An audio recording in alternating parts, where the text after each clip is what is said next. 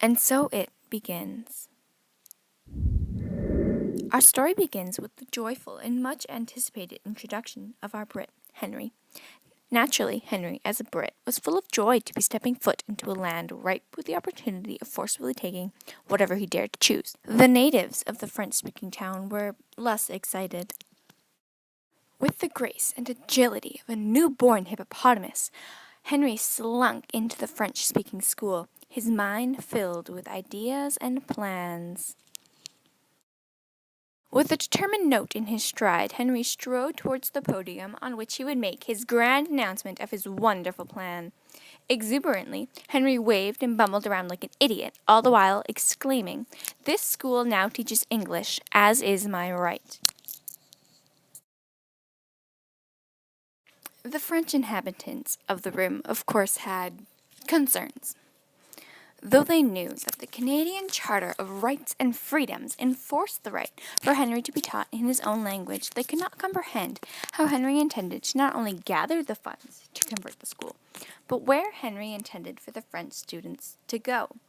Never mind that. The town didn't have the funds, and as the only English-speaking person in the town, Henry would either have to learn in French or he would have to leave.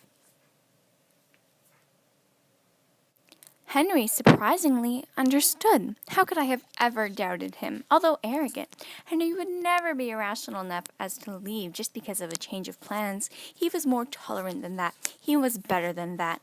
Or not. And then the little British man ran away.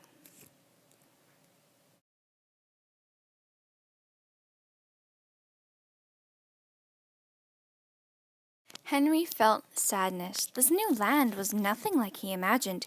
He imagined that he could come to this land and take whatever he wanted. Sadly, as Henry would learn, the world doesn't work like that. He accepted that, and he planned to be more patient.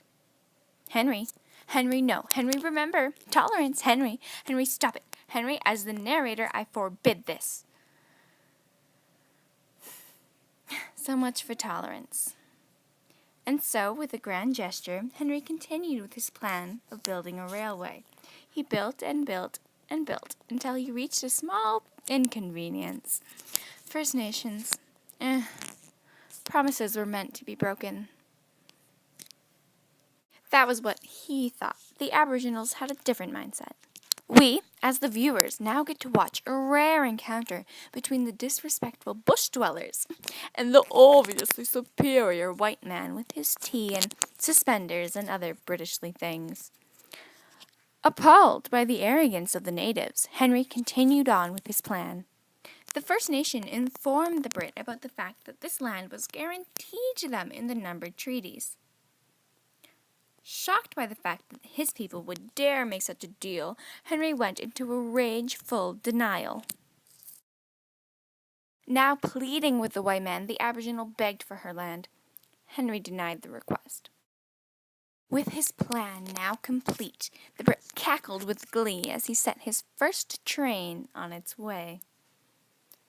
Distraught, the Aboriginal watched in agony as the land promised was taken away. You see, although the Aboriginals were promised many things, such as land, healthcare, education, annual payments, farming assistance, and hunting and fishing rights, and although the government promised not to make decisions without notifying them, the government that now ruled them apparently has a very hard time keeping up with the promises that they make.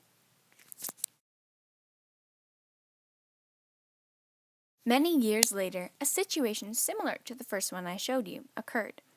A francophone walked into a town hall demanding a school in which he could learn in French. When the mayor tried to refuse, the Frenchie threw an intense fit of anger. So, of course he gave in. I mean, wouldn't you when faced with such an angry person? And so, with the new school built, taxes raised, and everyone in the town died of starvation. Good job, Frenchie.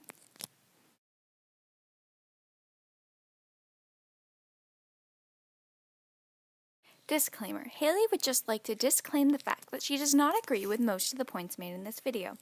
She thinks that collective rights are a good thing and that youth should know their collective rights so that they can't be taken advantage of. Thank you. Disclaimer of the disclaimer. Rachel thinks that collective rights are a good thing because youth should know them, and that way they can exercise their collective rights.